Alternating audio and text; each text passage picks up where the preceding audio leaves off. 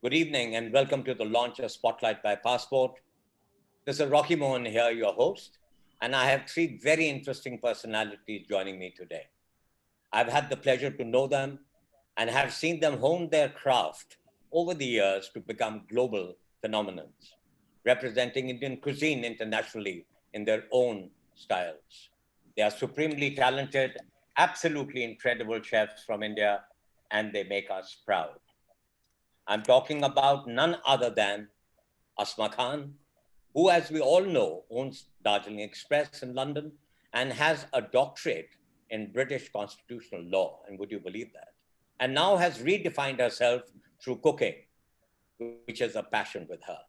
Reet Bhatia is the first chef of Indian origin to get the very coveted Michelin star and is accredited as the master of modern progressive Indian food. Kudos to him.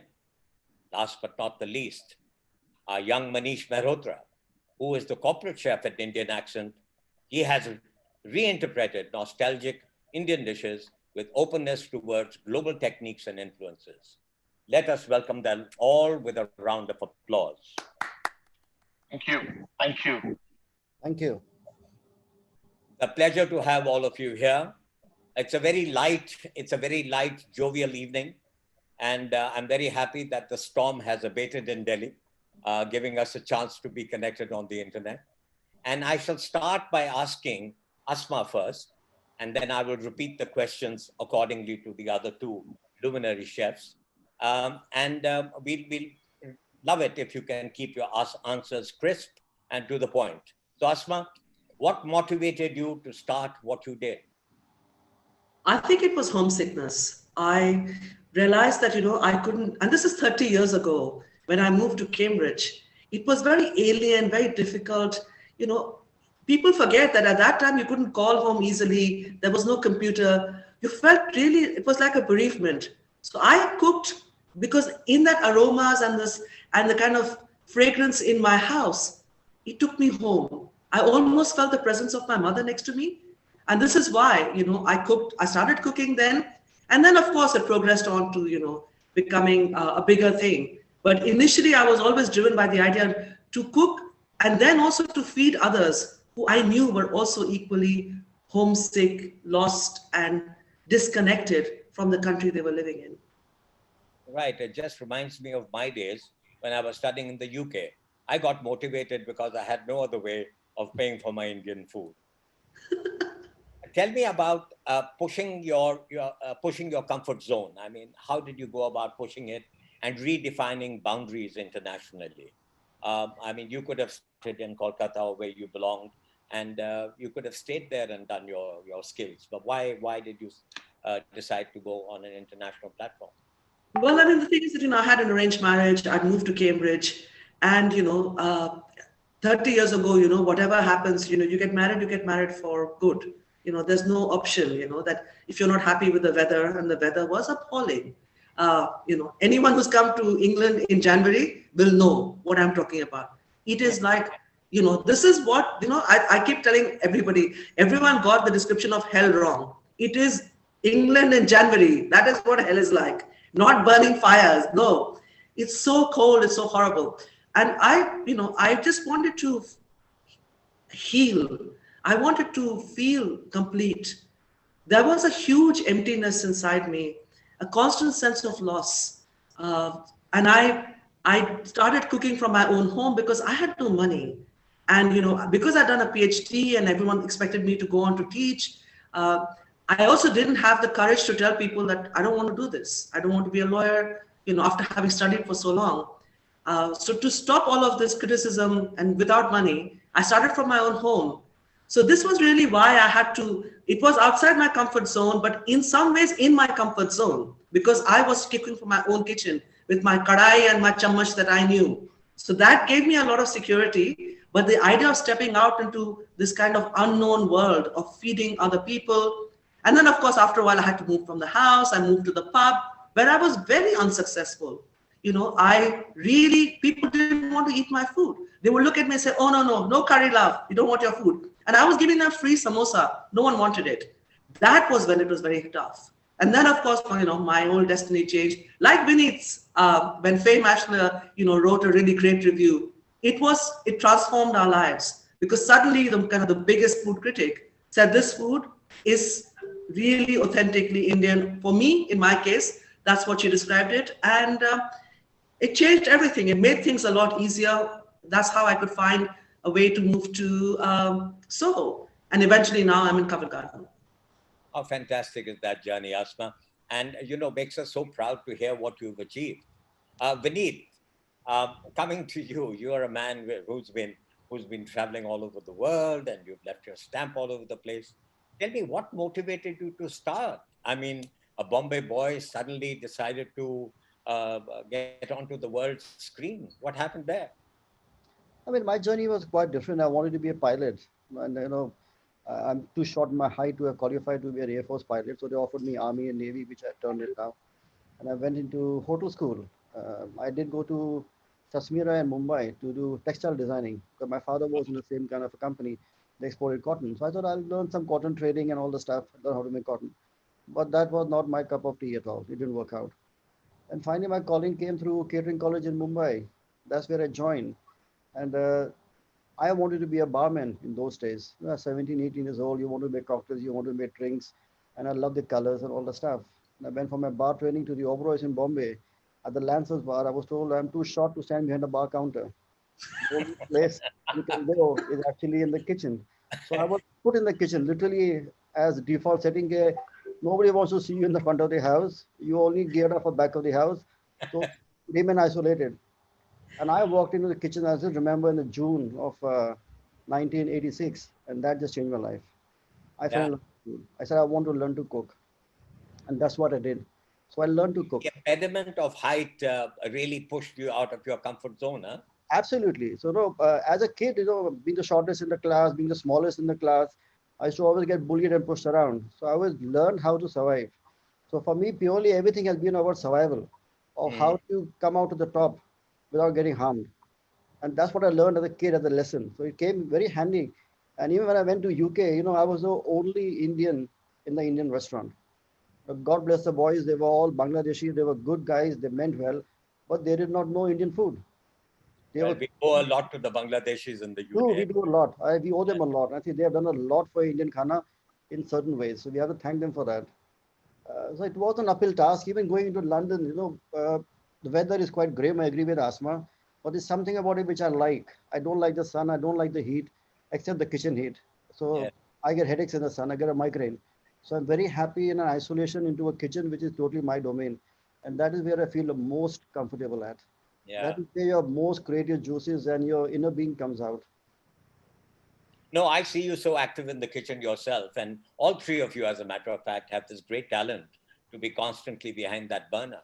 And I think that's the brilliance. Manish, quickly to you. Love to know your motivation and where it all started. For me, the food was always a motivation to eat, nothing for the cooking. So no childhood inspiration that you cook with your grandmother. I used to look into my mother's cooking. Nothing of that sort happened with me. Because most of the chefs, they are inspired by their aunts, mother, or cooking for siblings. So nothing of that sort happened for me. Completely vegetarian household, no onion, no garlic household. But yeah, going to a hotel school was a career decision. Like, okay, you have to do something in your life. My father used to run a petrol gas station, petrol pump. So I'm not going to run a petrol pump, which is very good, lucrative thing, but in India. But I said, I'm not going to do that. And I went to a hotel school, and their kitchen was the great place because there you can do. And I'm from Patna, from Bihar, studied in a Hindi medium school, and English was not very good. Studied all over in Hindi medium.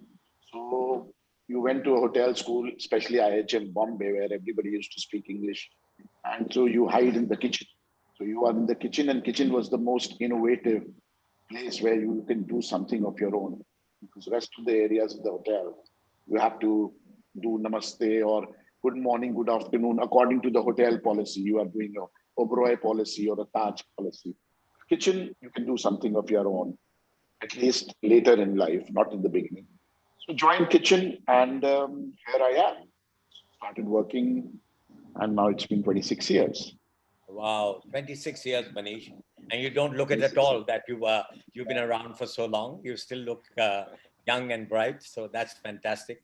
I mean, really, it's quite interesting. And I'll carry on with another question. I mean, journeys from our cities of birth to where we are today. In this journey, what has been that one point that really made the most sense to you that you're doing what you're doing in this journey? Was it the I think sorry? when I joined hotel management, never knew what's going to happen in future.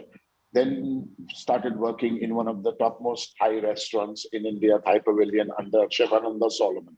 He is one of the, like, you can say, like one of the best chefs in India.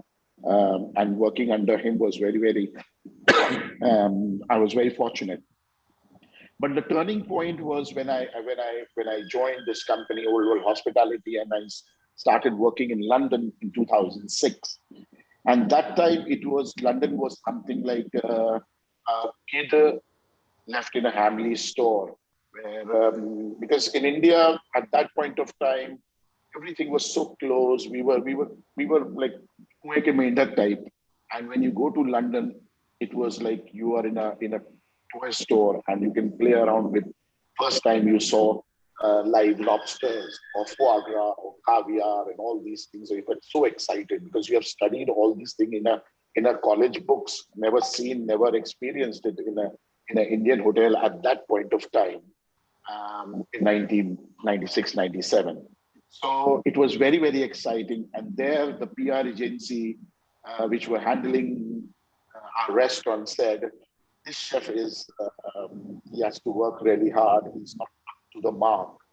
And his presentation, he has to learn a lot. It's not up to London's level and all. And he wrote an email to my boss. And when he shared that email with me, I felt like really, it is, and it was one of the most reputed PR agencies of London at that time. And I felt really bad. And from that time, I started really working hard. And when I started Indian Accent, that was a turning point, I would say. And that London experience and exposure really helped me to open Indian Accent. And Indian Accent, I did food what I wanted to cook in Indian, because I've never worked in an Indian restaurant before. I was always trained as a Pan-Asian chef. So I think I broke all the rules of ustads and all, whatever we used to have it in India at that point of time. And here I am, and here Indian Accent now 11 years old, more than 11 years old. Oh, I remember Manish having this conversation with you at one day sitting at Indian Accent, and your excitement about going to London and being able to lay your hands on all those ingredients that you hadn't been able to use before. And then I was fortunate enough to dine at Indian Accent London, which was quite a remarkable experience. And similarly, I've dined at Rasoi, and it was an amazing experience I had for the first time when I tasted a chocolate samosa, which really blew my mind as far as Vineet is concerned. Vineet, what made you cook that? I mean, what made you make that wonderful change? Because I was sitting there salivating when I ate that. I mean, it came because of as a challenge. And somebody came to me and said, chocolates don't work in Indian khana, And I said, for God's sake, there's too much Cadbury we eat back in India. We all love chocolate. Who doesn't eat chocolate? Indians are lovers of chocolate. So he said, but chocolates don't work. How can it work? It's not really Indian. So I actually got around doing that stuff. And I must have tried various things with chocolate. And it took me a week or 10 days till I cracked it right. And when I made it myself and I fried it and I ate it, and I said, wow, this is just about the thing which I would want to eat and which works well. So now the chocolate you fried is full of fat, it melts out. But this holds up in the shape quite well in the casing. And when you bite into it, it still remains like a nice, gooey, fudgy, and doesn't just spill out. Well, I've yet not seen many people replicating that, Vineet. They've tried, but they don't manage it. I have seen so many imitations, and it is flattering, but also very irritating at times, because 99% of the time they get it wrong. Yeah. They don't know the basics right. But I'm glad they don't. Otherwise, there'll be so many of clones around the world trying to Yeah. copy my dishes there. But that is life. People take things off and they Yeah. grow, and you want people to learn and grow. The whole idea is to teach them. Yeah. Samosa was one of those dishes that really changed the mindset, you can say, Yeah. in many ways of people. People started thinking differently, and you are, as is rightly said, you were probably the startup of all things that's progressive about Indian food. And I must say thank you very much for doing what you did. I mean, you set a great standard. Asma, I'm going to ask you a question which might be slightly controversial, but I'll ask it anyway. These two guys are corporate chefs. They have had all the training in the world of how to hone their skills in the kitchen. You are a homegrown cook chef. Um, how do you reconcile this massive difference between these very highly trained chefs and yourself? The thing is that, I feel that we all do the same thing, because it is just the paths that they've taken is different from mine. And I don't see this, I feel very privileged to be able to cook. And I think Manish and Vineet feel that same thing. It's not something that is given to everybody. And, mashallah, both of them, world-class chefs, well-known, me known in London for, what I'm doing. I'm bringing honor to the housewives, the home cooks. I have an all-female kitchen. To be in this position is a privilege. And I think that, for us, our training is a life experience. But we have all done this, in every shadi, in every Eid and Diwali, cooking like, in a group all together. It helped a lot that all the women and I never had the stainless steel empire that, a professional chef have had. We all come from domestic kitchens. So I was able to move into a very small kitchen. So what would be a perception of a weakness actually turned out to be our strength. That we were used to very small spaces and not used to using any equipment. So we could open a Soho restaurant with a super small kitchen. We didn't even have a grinder, and we need all our atta and maida by hand, because none of these women would put anything in a machine saying, "Ye kha jayega." It's going to eat up the dough. So, and all of us use tomato knives. There's one kiri kiri tomato knife. The one day we got one sharp knife, two women ended up in A&E. But it allows us to have, a restaurant where the food comes out in the way that we recognize it. And I always think that the world is so big that, I'm projecting the food of an Indian household, which, so many people, you need to know an Indian family to go and eat food like we serve in Darjeeling Express. But what Manish and Vineet have done is elevated it and given it a kind of feel and look that is so unusual that, you look in awe that they have done this to Indian food. I think there's space for everybody. And yes, it is complicated, because in the beginning, I was asked a lot, that, how will you manage, and you need to have professional training. But, this is a problem that, we've always looked down on our own mothers and grandmothers as just ghar ka khana. It's ghar ki murgi dal barabar. This whole problem is where we have suffered from the fact. And I have to say, it is only in London that I could have opened an all-female kitchen the way I did, in the space I did. I think I would have had a lot more questions and challenges undermining my confidence in India, because you didn't see at that time someone who looked like me, who sounded like me, with a kitchen full of, home cooks. Well, we take a lot of pride in you, Asma, and you should be aware of that. Can I say something? Sorry, Vineet, yes. I just want to say one thing about Asma is that, we all talk of the best chefs in the world and all the stuff, but the best people who cook proper food are the women. They are the mothers, the daughters, the sisters, the wives. And they cook the best food because dil se khana banate hain. They cook out of love. They cook out of passion. And that food, Manish and I can never match. No, we make food look nice. We make it nicely decorated. We think differently. But the swag jo aata hai na, always people like Asma. It is her ladies who cook at her place. So well said, Vineet. We'll take a bow for that, Asma. I think acknowledgement from a Michelin star chef is great acknowledgement. I think it's fantastic. Like I said, we're very proud of you. Just one point here, Manish, I cannot let you go without talking about chocolate. What made you conceive the Old Monk rum dessert? I can't That help was but one of the first. That was the first dessert. That was the first dessert of Indian accent, which when we were planning the menu in 2009, when we started Indian accent. You see, we grew up in India. We ate a lot of chocolate, and for us, the chocolate dessert was always a chocolate cake kind of a thing, a gooey. If you remember old Machan, where yeah, we used to have a dish called bullseye, bullseye. bullseye. Yeah. Bullseye used to be like so famous. And in college, if you ask me, apart from chocolate mousse, we used to make chocolate rum balls. And whatever you used to make, it used to come to the canteen to sell. And we used to book it from the kitchen only कि आज हमने rum ball बढ़िया वाला बनाया है. So we'll make sure that it doesn't sell. उसको tag करके रखते थे कि we'll go in the canteen and we used to guy called Pandian and he used to in the other catering and we used to say कि ये rum ball हमारी है ये हम लोग लेकर जाएंगे. So rum ball was the first dessert we used to learn and hotels and all these things like because सारे leftovers, chocolate sponge and all used to go in rum ball या फिर fruit trifle. यही दो चीज बनते थे hotel के अंदर में. So rum ball was, and then Old Monk was always a college hostel favorite.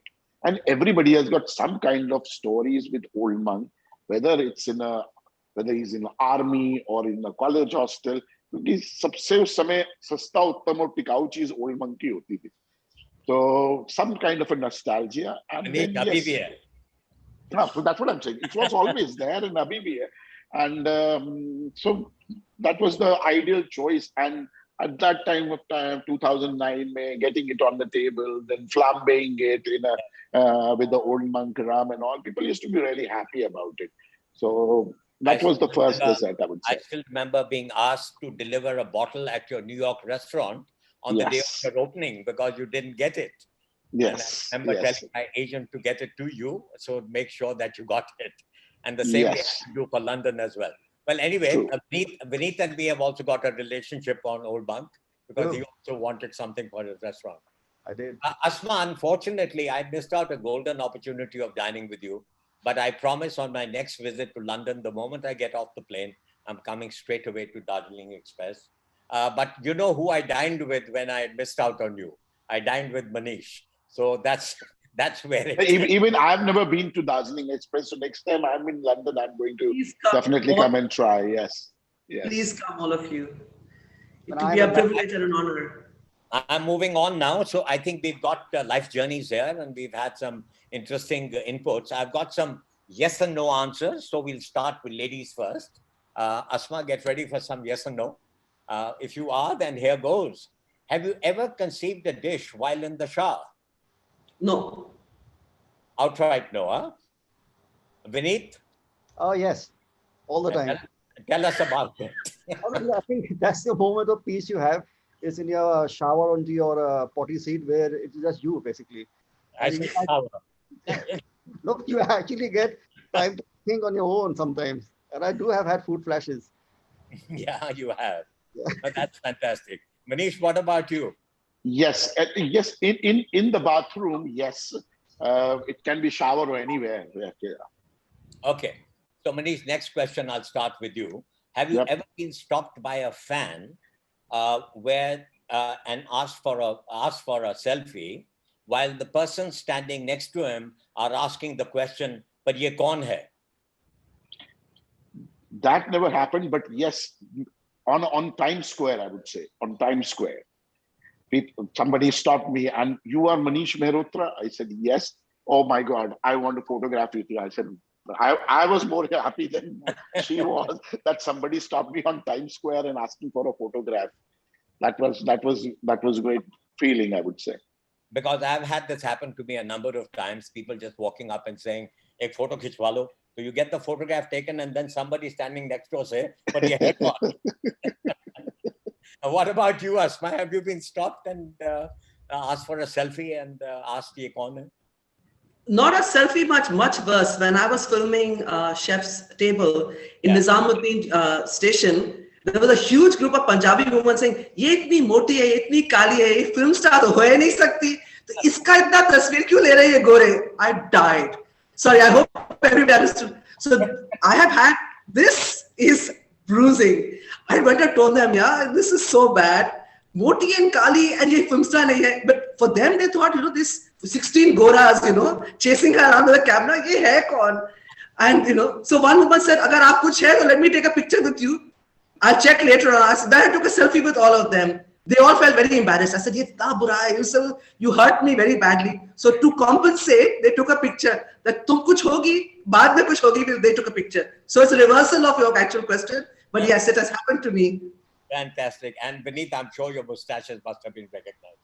So it has happened to me. It happened to me in Khariboli in Delhi. Yeah. For a twist of taste, the very first episode, 2010. And we got in there and we had a crew of 10, 12 people shooting around early morning at 7:30.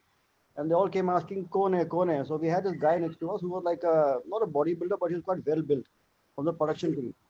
So I was standing there, he was standing there. We said, "Nahi, ye Salman Khan ka duplicate hai. Rakhi karna." That is how people come out taking pictures there. It was so funny. We went to a safari in Kenya. It was 2 years back, and we landed up in Nairobi. We started the safari trip, and this gentleman came to us and said, "I want to take a picture because I think I know who you are." And I said, "Okay, you think who? I'm not in uniform. I'm just in casual." He said, "No, I think you're the Indian chef. I've seen you somewhere." So it came as a surprise. All the places you have, and in safari they want to take a picture. So yeah, it has. Right. Right. So fantastic. Absolutely. Next question to Vineet himself. Have you been on a live show? Because all of you have been on a live show and forgotten the recipe that you were cooking. Yes, it has happened. And what did you do? No, you don't forget, but you just forget which sequence you were in because you were distracted. Because something starts cooking and suddenly you find your spices are not there where they're supposed to be. So what had happened is when I actually do a live show or whatever show I do, I arrange my spices into a sequence 1, 2, 3, 4, 5, and I go up and down. So I know what I'm doing because you forget. And for some reason, the person next to me had moved the tray around.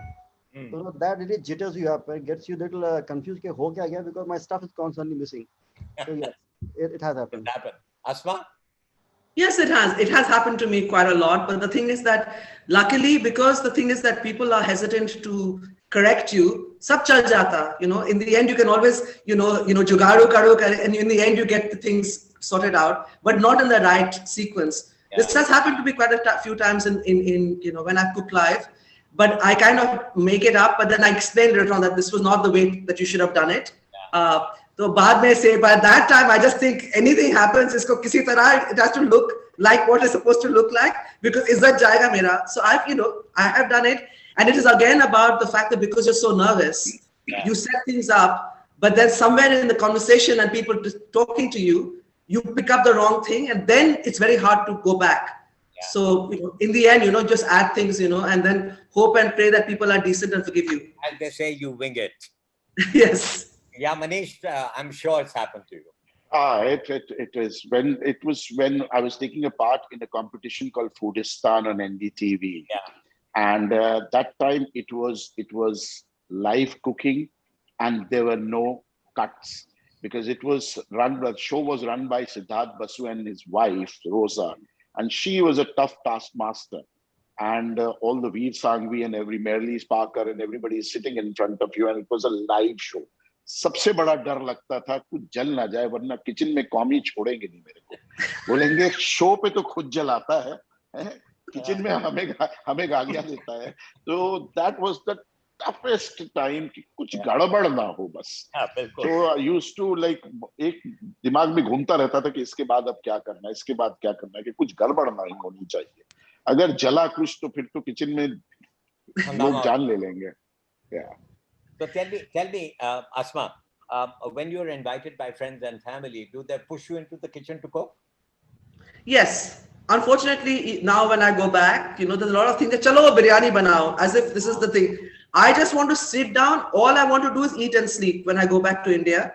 And occasionally I get coerced into cooking food, but I try as hard as I can to fight it because it's the last thing you want to do when you go back. Also, there's a huge difference. I never learned to cook in India.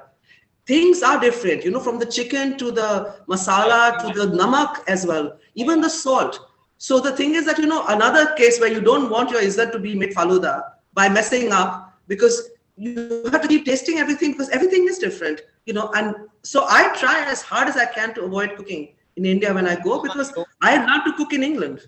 You are so right about the quality of product that you get in the UK, that I've written 4 cookbooks, and all of them, I had to rewrite them because I had to change the quantities of the ingredients because they were being published for the European market. Yeah. I've been through that. Getting back to the next question. Now, this is a personal one. Do you have anybody's name saved in your phone under a code name? If yes, who is it and why that name? Is that for me? Anyone? Let me say, as I'm speaking, yes, I do, and it is actually my son, because it's always about tech, and I have his, as tech support is my son, because often, I suffer a lot, so I've got to get him in there, and he is my tech support. Great. So Vineet, pushed into the kitchen when called by families and friends? Yes, I mean, I loved working in the kitchen at home. I find it very therapeutic, very relaxing. I think one of those kind of cooks who are given any chance would do that. Yeah. But the downside is I never get invited to anybody's house. Because they're too scared at times, saying, "Aap to chef ho, mane huए ho, so how can we cook for you?" Correct. So, we don't get invited. Nobody calls you home. So it's only your family people who are happy with your food, and literally they take it for granted. कि इसको तो खाना पकाना आ ही जाता है, कुछ भी कर लेगा at the spur of the moment. So I am like the literally घर का मुंडू at home, which I actually enjoy. I enjoy cooking at home. I just find it very satisfying to make whatever we feel like making, is because you're cooking for your family. और वो Yeah, खाना that's बिल्कुल right. बनता है.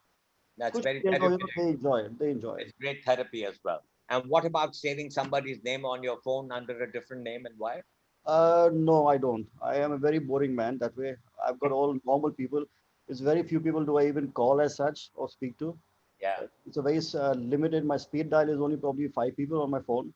Oh, The rest wow. are all acquaintances. But very few people. Manish, what about you? Called to family and home, friends home, and to push to cook? I usually don't like to cook at home because it's too much of work. Home, you have to chop your own onions. It's too much of work. In India, you in the kitchen, you chefs don't chop onions. They ask for chop onions. And घर में किससे मांगे? घर में खुद chop. So the home, I usually don't cook. And friends and families, first thing, if you go to a party, everybody look at your plate and the first question, आप क्या खा रहे हैं? हम भी वही खाएंगे. And the second question of the host of the party is, tell me, before the table is laid, they will call you in the kitchen, taste करके बताओ कैसा है, taste करके बताओ कैसा है. So that is the thing. And वही आपके लिए क्या बना है? You are the chef, you don't like, you eat. So all these questions definitely comes to you. But the thing is, it's okay. Now I'm part and parcel of this thing for last so many years. So it's okay, I think. And what about saving somebody's name on your phone? I don't think so. I have anybody saved in a different name or different code word. But I have few people I call when I'm in trouble. And 1 or 2 people, yes, they are there.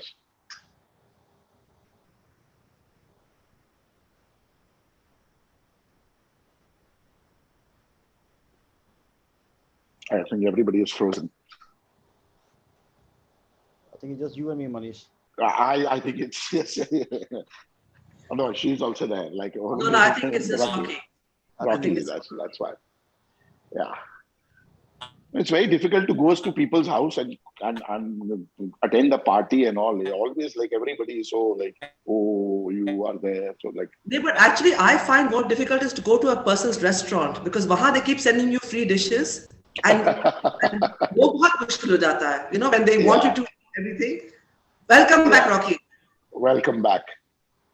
Thank you. So I'll continue with this. Asma, a question for you. What would you do if you woke up as Nigella Lawson? Oh, I'd be so happy. Because I can't make any desserts. I see all the stuff. Abhi recently she has made rhubarb she made a trifle with rhubarb. In India, the trifle is like, especially if you come from Calcutta, that is our go-to dessert, caramel custard, or like my cook used to call it pudding. And she makes she makes the pudding, she makes the beautiful cakes. I can't bake a single thing. When my children have to take cakes to the school for a cake sale, I have to buy it from Tesco. So I have no ability. So if I woke up like her, that's the one that I'd be very happy because I know then I can make that trifle. Because great. Okay, great. So, and Manish, if you woke up as Gordon Ramsay? Oh, wonderful. First I go and look into a mirror and try to believe, yes, it is Gordon Ramsay. I've never got a chance to meet him, but definitely I would love to. I will shake my hand myself only and say like, wow. So it's good. It's good. And Vineet, if you woke up as Thomas Keller? Oh my gosh, I would be in heaven. Honestly, the guy is a legend, an absolute legend. True. I've had the chance to meet him a couple of times, and I just say he's incredible. I think after Paul Bocuse, probably I'll rate him as the highest chef I've ever eaten or met. That's true. I mean, I'm also a very big fan of Keller. I was very fortunate that I dined at French Laundry when he was cooking himself. And it was purely by accident. I walked in as virtually a tourist at 7 p.m. in the evening to the restaurant. And he looked at me and this friend of mine, and both of us men were standing there. And he looked at us and he says, "You from India?" I said, "Yes, I am." So I said, "We've heard so much about your place. Would it be possible?" He said, "Just let me have a look." And he invited us in. We paid a bomb for it, but we got reservation. And I can't forget that incident in my life. Fantastic. It really was quite remarkable. Our question to me, myself, is on popular demand. I don't know why I was asked this. What would I do if I woke up as Vijay Mallya? I don't. Whoa. I can answer that for you. I'm not answering that I'll answer it for you. You because, probably hide. because Vijay is a friend, so I can't say much about it. Now that would have been a tough one on me if I had to answer that. Finally, we are going to move on to our last segment, which is going to be the rapid fire round, and keeping stakes high with an exclusive gift hamper that has been curated by me, handpicked by me, for the person with the most fun, quirky, interesting answers quickly, of course. So are you ready? And who would like to take them first? Ladies first. Please. I thought that would happen. I thought that would happen. Give the hamper to Hassan only, please. Let her have the hamper, please. Okay. Asma, are you ready for that? Yes. I'll keep it easy. I won't make it difficult for you. Okay, good. If you could switch lives with one person for a day, who would it be? I think it would be Barack Obama when he was still president. When he was president, but you wouldn't do it now. No, because I think I want to be in a position of power to make a difference. Okay, next one. One vice you wish you could give up. I think don't take yourself too seriously. That's really important. That's not a vice. No, one advice. Sorry, I heard I advice. said vice. V-I-C-E. One vice you wish you could give up. I think eating mithai. Mithai. This is getting all very serious, Asma. Sorry, I know because I don't intend you to get the. I'm not going to see anyone from India for a long time. Manish ko milne wala hai hamper. So I'm just giving you normal response. No, I said, Thank you so much. I'll make sure it will come to you if you win. Achha, then now I'm going to try and be very funny, huh? Okay. Because I was just thinking, मेरा तो hamper नहीं मिलने वाला है. I'm going right back to the first question. You know, we have this thing of childhood thing, na? It's called Dudh Bhat. When you play a game but you're not serious, they don't count you. You can never be den. So यही मेरा situation है यहाँ. So I know a lot about Bengal because my wife happens to be a Bengali. So, Okay. So I mean, I'll go back to the first question. If you could switch lives with one person, who would that be?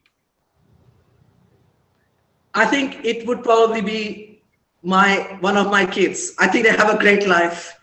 They're just cruising through life, especially my younger one. you know, paise ka koi problem nahi, no stress, no nothing. Parents are looking after anything. Yes, my younger son. Okay. So we'll stay with the mithai for your second, the vice that you want to give up. The one hobby that brings a smile to your face. I absolutely love trying to knit, and I have a cat, so it's a tussle between the cat and me. Nothing gets completed, but it's the greatest joy. I love cooking. I love doing it because it's between the cat and me. We try to knit together. So I mean, the cat plays with the ball, the wool And ball. unpicks everything that I've done. So, but I love doing it. I love it. What are you knitting right now? I've been trying to knit a sock for a long time. Kabhi banega nahi. When are you most inspired? Late at night. I think when I wake up in the middle of the night, I feel it's always a silence because, you know, sab kuch so gaya, and then, you know, you have the silence that you can think. Okay. And yeah, so it's always at night. London at night is beautiful. If you look out the window, there is a beauty in the city. When there is silence, really you feel that. And I love that. I go out into my balcony and I look outside. It's beautiful. Okay. Something that you can't do. I can't drive. I can't. Oh, the itna lamba list hai. I can't drive. I can't swim. I can't ride a cycle. So teen. You have get 3. So drive, swim, and cycle. Yes. Got it. A trend you would like to see disappear forever. I think I'm very uncomfortable with this thing of dirty eating. See, it's a serious question. This kind of dirty eating and clean eating. I hate that. I hate that. I hate people judging people's food. Are yaar, tumne khana hai, mat khao. Let other people eat now. So, you know, this thing of people being judging other people's food, I absolutely hate this. You know, let everybody eat. Yeah? Eating is a privilege. Khao, yeah, jo khana hai. This might be a repeat question. So, your guilty pleasure, other than mithai? My guilty pleasure is I drink a lot of very, very sweet tea. But I try to pretend that this is like healthy tea and this is healthy for me. Isme thoda sa adrak hai, something. It's just sweet, milky tea. This is my absolute greatest pleasure. Okay. Not old monk, unfortunately, considering all the old monk stories. What's your pet peeve? What irritates you the most? I think the way cyclists ride in the city, you know, I hate the fact that they're so fast and they can actually injure you. So this really irritates me, the way they cycle through the footpath and they just whiz past you. It's very scary. This is one thing that really, really irritates me. Okay. The craziest compliment you have ever received for yourself or your food? For myself, I have to say, someone told me I look like Sri Devi. Dang dong. So that is that. And for food, I think the thing is that, you know, it was very sweet. And I know this is about to be funny, but it was something I remember that they said, this is the kind of food I think that when I go to Jannat, I will get on a plate when I reach heaven. Kya baat hai? The food that I had. I thought that was, you know, a sweet thing, but also a bit morbid. Okay. Your celebrity crush, and what would you like to tell them? My celebrity crush is actually, I mean, I know everybody is faint, is Hrithik Roshan. I really adore him. I know everybody else thinks he bahut fattu hai, but I adore him. So I would love to meet him and feed him. So it's Hrithik Roshan. Much to my shame, I'm admitting this live like this. My family's going to be horrified when they see this. And what would you like to tell him? I don't want to tell him. I want to sit down and hold his hand and feed him. Okay, then you've answered 2 questions in one. And my next question was, who was that one person you'll curate a meal for? It was going to be Hrithik Roshan. One word to describe this episode with me on Spotlight by Passport. I think exhilarating. I've really enjoyed it. That's the smallest answer for a wonderful evening. Vineet, you ready? I am ready, and I think the award should go, the hamper should go to Asma. Okay, we wait for Vineet, that. you're very sweet. Mera bhai, too sweet. You will let me take that decision, sir. Okay, sir. As you say. Well, I'll start with you. If you could switch lives with one person for a day, who would it be? Nelson Mandela. Nelson Mandela. Very serious. I very serious. I think he is a spectacular life he's had. Really from down to what he had done, and I think the way he changed the world as such. Yes. Yeah, and I've been to South Africa. I've been to his place. Oh, yes. That I was very fortunate enough to be shown around personally by the family. So it was a huge pride and joy. But a very touching. Otherwise, you wish you could give up. Sorry, wow, wife is a good give up. Not Like wife, us. wives. Not wife impossible. Wife and Wi-Fi you can't give up. These two you can't give up. I think. Not your wife, at least. She's so amazing. I think it's going to be probably be eating chocolates. Chocolates. Eating Okay. chocolate. My wife says I don't have a sweet tooth. I've got 30 sweet dant. One hobby that brings a smile to your face. I would say two hobbies, and I think I'm lucky to have both of them, and I do them. One is traveling, and the other one is taking pictures. I just love. Yeah, I've seen all of them. Especially, I love the ones you took up at Mount Everest there. Oh, that was fantastic. Mount Everest was so special. So was Antarctica. Really, really special. I saw all of that, you going through that. That was really I fantastic. mean, they are life changing. I mean, no, you capture images for yourself because you see it from your eyes. But when you can document it down for yourself and then go back after 6 months and visit them, it is quite moving. Okay, sir. Next question. When are you most inspired? When I'm flying, Okay. I'm up in the sky, there's no one to disturb you. So you get 6, 7, 8 hours sometimes on your own. And that is the time when I actually pencil most of the ideas and most of the things come through. Most of the thoughts come through when you're in total loneliness. Okay. Great. Something that you can't do. Oh gosh, my wife was asked this question, and I go back to her. She said that some journalist asked her, "What can he not do?" And he said he can't make a baby daughter. Two boys. That's what we have. We don't have a baby daughter, but we have a 3,000 girl child we looked after in Chennai through our charity work. How lovely. Close to my heart. So no baby daughter, and this is your wife's answer. So we leave it at that. Yeah. A trend you would like to see disappear forever. The trends come and go. I think it's you stick to what you know best. And this is what we stick by. In terms of culinary trends, I think that the molecular thing was totally overblown in India, especially. I'm so glad it is all passe now. You can come back to some proper khana. Got it. What's your guilty pleasure? Oh, eating mithais. यार ये मिठाई का बहुत चक्कर है क्या यार. करेगा मैं कह रहा 32 मीठे दांत हैं मेरे. अच्छा जी ठीक है. Your pet peeve, what irritates you most? Oh, people with egos.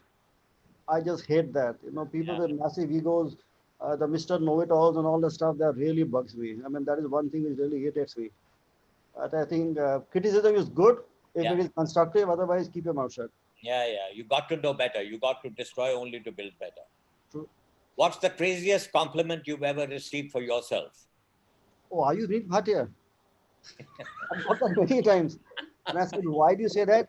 You said we were expecting someone to be almost a 6 foot tall, thoda bada rahega, he'll have a massive ego, and he'll be quite aggressive. And they see the little short guy who's just chilled out and relaxed. And they said, no, you can't be a cook of that stature. I said, well, that's what I am. Are you Vineet Bhatia? Good one. Who's your celebrity crush and what would you like to tell them? I mean, the person who I really admire most in terms of cinema as such is probably going to be Mr. Bachchan, Amitabh Bachchan. I think he's a phenomenal man for what he has done. And someone even told me, oh, you are like Mr. Bachchan. And I said, yes, 1 foot short. Okay, so we got Mr. Bachchan there. And who's the one person you'd like to curate a meal for? And what would you like to feed them? I would like to do it for 2 people if I get a chance. In fact, 3 people if I have a chance. One is Mother Teresa. One is Nelson Mandela. And the third one would probably be Gandhiji. Wow. I would love to have them sit down and make a meal for 3 of them. Okay. And last question here is one word to describe this episode with me on Spotlight by Passport. Okay, 1 word can never be enough with you, Rocky. I think it's been an amazing 25-30 minutes talking to you and to Asma and to Manish. I think it's been a lively banter. Most enjoyable. So we've been at it for 49 minutes already. My gosh, time flies. That's a very good sign. Okay, thank you. Well, Manish, your turn now. We've Yep, got two very big contenders for the hamper, and absolutely. let's see if you can run away with it. Asma thinks you can, and Vineet thinks Asma can. So let's wait for this. If you could switch lives with that one person for a day, who would it be? Amitabh Bachchan, Amitabh Bachchan. Wow, big fan. I'm from Bihar. Bihar, and late 70s and 80s. Amitabh Bachchan was Amitabh Bachchan. absolutely. One vice you wish you could give up. मिठाई मत बोलना, chocolate मत बोलना. Getting angry in the kitchen. Ah, anger. That's a In the good. kitchen. Yeah, yeah, In the kitchen, yeah. yeah. I know what you mean. Do you Because I actually get never. angry in the kitchen, Manish? Yes. That people get surprised, but yes, I get angry. Yes. I never thought so. You don't look the kind of a guy. Yeah, I've never seen Manish in all these years ever get angry. So I don't know when. Okay, next question. One hobby that brings a smile to your face. Watching South Indian dubbed movies in Hindi late night. I'm not joking. It is so therapeutic. It is such a stress buster. And when you're watching it, you watch it for half an hour, because when the hero punches the guy fly with the smoke and all, it's like, it's amazing. It's amazing. I love that. I love that. That's a good one. When are you most inspired? I would say when I'm with all my books in my office, where it's my library, really, I wish I've studied that much when I was in school. Fantastic. Something that you cannot do. Making farsan, Indian snacks, which I would love to do that, because it's such a wide and so specialized job. It's very difficult for all us hotel management trained chefs, I would say. Like we say in Lucknow, chakna hai ki nahi hai. So that's right. Okay, making farzan. Okay, a trend you would like to see disappear forever. Vegan. Vegan. Okay. So we've got Oh, two food answers. Because I've got nothing against vegan, but the people who come and ask for vegan, I know I've started working vegan tasting menus and everything, but it's tough. It's tough. It's tough, huh? Yes. What's your guilty pleasure? A good single malt.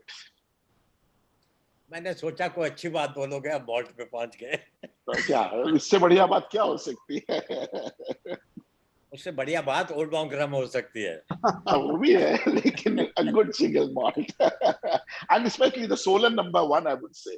Yeah, it is as good as a good malt, I would say. Yeah, I should send you some. I remember. I need to send it to you. Okay, your pet peeve. What irritates you? When people know something, still they make a mistake. Repetition. You mean repetitive mistake? Yes. Okay. The craziest compliment you've ever received for yourself or your food? After eating my foods, a beautiful girl telling me, "I want to take you home." Oh God. That is oh, okay. You guys keep running away with it. Yeah? What's wrong with you people? Girl taking you home. Okay. They understand that. Your celebrity crush, and what would you like to tell them? Celebrity crush, again, Amitabh Bachchan, and I want to tell him, start eating non-vegetarian also. Yeah, we can't repeat the answer. He's your switching. But the thing is, I want to cook for him also. I'm like always so in awe of him. And I just want to tell, start eating non-vegetarian also, because so many things we can do in non-vegetarian also. Okay, so this is a combination answer. So I don't think I'll go to the next one, but Vineet is the only one who answered that by saying Mother Teresa, Mandela, and Gandhi. Yeah. Okay. And the last one here is one word to describe this episode with me on Spotlight by Passport. Fun unlimited. I'll allow that. It's 2 words. right, guys, this is absolutely fantastic. And now do I need to announce the winner? I shan't do it now. I shall do it a little later. Now we have a few questions from a few of our participants, and I'll read them out. Slightly serious, but I'll read them. One is, starting with you, Manish, you're there in front. Books that you would recommend, cookbooks that you would recommend they should buy. Everyone should have a book called Flavor Thesaurus. It's a very 400 rupees book. And I think every chef or every person who likes to cook should have that book called Flavor Thesaurus. It is about the combination of what goes well with what. So it's a great reference book, and every person who likes to cook should have it. Vineet? Same question? Yes, sir. Same question. Books that you would recommend. I'm not a big books guy, but I quite like Pushpet Panchi's book. I think it's very informative. Right.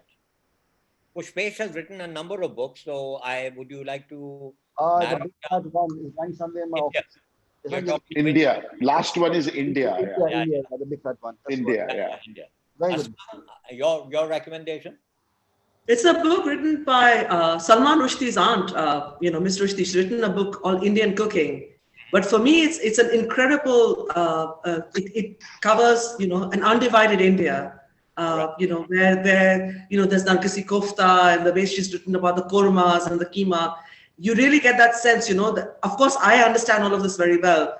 But if someone who's trying to understand this cuisine of a united India, before all that, it's a brilliant book because she really does explain the dishes that I find so familiar. And this is the one that, is unique. You find this across the whole subcontinent. So it's a great cookbook. I'll retain you. I'll ask you the next question. What keeps you excited to do what you're doing? I love to see the eyes of people when they eat. So it's not the cooking that I find so exciting. It's the serving the people and seeing their face. It's a very intimate thing that, it's the most personal thing. Something you have cooked with your hands, someone is eating. That joy is what gives me. It is tough, there are times when my knees are so swollen. It's hard and the service has been tough. But when you see the people's eyes now, that gives you that power to continue on. Right. Vineet, what about you? I think I am with Asma on this. I think there's a certain joy and a sense of feeling. You get a satisfaction when you find your guest going away delighted. You always say you're as good as your last meal when you cook. Yeah. And the last smile when the guest leaves the restaurant and he says, "Thank you, I had a most wonderful meal and I want to come back again very soon." That I think is more important than getting a Michelin star. It is actually satisfying. Manish? I think it's the same it's the same for, I think, all the chefs who create something and people are happy with that creation and your staff is happy about that. I think that's the great feeling. That's the best feeling in the kitchen. Staying with you, Manish, last question. What would be your alternative career, if any? I think I would have been running my father's petrol pump if I had not been a chef. Asma? I think I would have been a warrior. A warrior? Yes. I think, I always see myself as someone who leads. Rajput girl speaking now.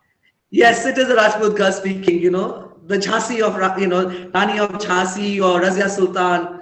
I think that would have been, I would love to see myself as a begum leading people and, protecting them. Vineet, your alternative career? I know pilot and others, but what would it have been? I would have wanted to be a traveler, explorer and travel the world. Traveler, explorer. Yeah, I would have loved to do that. I would have loved to do that. Well, so I can say, wow, what an episode. Hats off to all of you guys. I think I've got my monthly dose of entertainment, some questions that have never been asked of you guys. And I'm so glad you answered them so candidly. I'm really obliged to have you all here. And you must know this is the launch of the Spotlight by Passport.